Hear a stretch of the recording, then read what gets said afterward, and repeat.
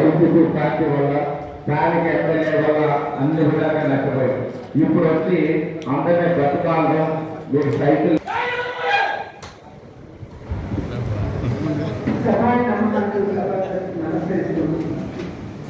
సభాధ్యక్షులు వహించినటువంటి సోదరులు గోపిచౌదరి గారికి, పెద్దలు చిత్తూరు రవీంద్ర గారు, ఎమ్మెల్యే అభ్యర్థిగా బరిలో ఉన్నటువంటి సోదరులు బతులు రాధాకృష్ణ గారు, వేదిక మీద ఉన్నటువంటి పెద్దలందరికీ పేరు పేరున, అదేవిధంగా వేదిక ముందున్నటువంటి ఎందరో మహానుభావులు అందరికీ వందనాలు, మీ అందరికీ నా నమస్కారాలు తెలియజేస్తున్నాను.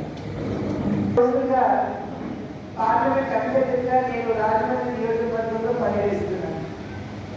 ఎక్కడికి వెళ్ళినా కూడా ప్రజల్లో మంచి స్పందన కనపడుతుంది. అది కాకుండా ప్రత్యేకమైనటువంటి ప్రేమ అభిమానం ప్రతి ఒక్కరు కూడా మాపట్ల కనపడుతున్నారు. నిజం చెప్పాలంటే ఇదంతా రాష్ట్రంలో నా మీద ప్రజలకు ఉన్నటువంటి ప్రేమ అభిమానం కనుక నేను భావించినట్లయితే అది బాబు చూసి బలుగు అనుకున్నట్లే అవుతుందని చెప్పి నేను భావిస్తాను. ఎందుకంటే ప్రజలు కనబరుస్తున్నటువంటి ప్రేమ ఈ అభిమానం ఏదైతే ఉందో అది ప్రత్యక్షంగా నా పట్ల కనబరిచిన, పరోక్షంగా మా తండ్రి నందమూరి తారక రామారావు గారి పట్ల మీ అందరికీ కనుకనే మీ అందరికీ మరొకసారి నేను శిరస్సు వచ్చి నమస్కరిస్తున్నాను. ఆ సందర్భంలోనే ఇందాక పెద్దలు చిత్తూరు రవీంద్ర గారు మాట్లాడుతున్నటువంటి సందర్భంలో ప్రతిపక్ష నాయకులు చేస్తున్నటువంటి విమర్శ, ఇక్కడ స్థానికేతరాలు అనేటువంటి అంశాన్ని తెర మీదకి తీసుకొచ్చి పదే దాని గురించి మాట్లాడుతున్నటువంటి పరిస్థితి వాళ్ళ గురించి జరుగుతుంది.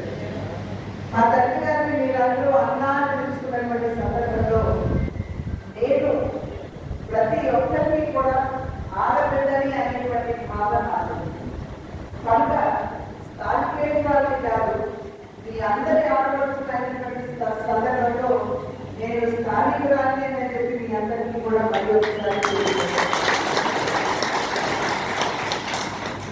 మే 11 మనం ఎన్నికలు పెడుతున్నాం.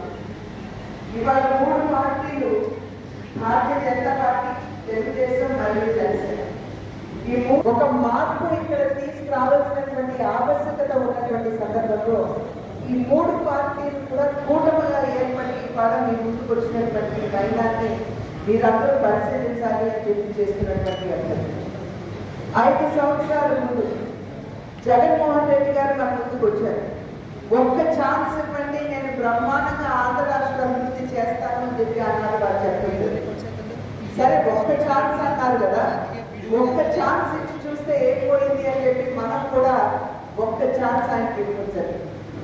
సాధారణంగా జగన్మోహన్ రెడ్డి గారు చెబుతున్నటువంటి విషయం ఏంటంటే పదే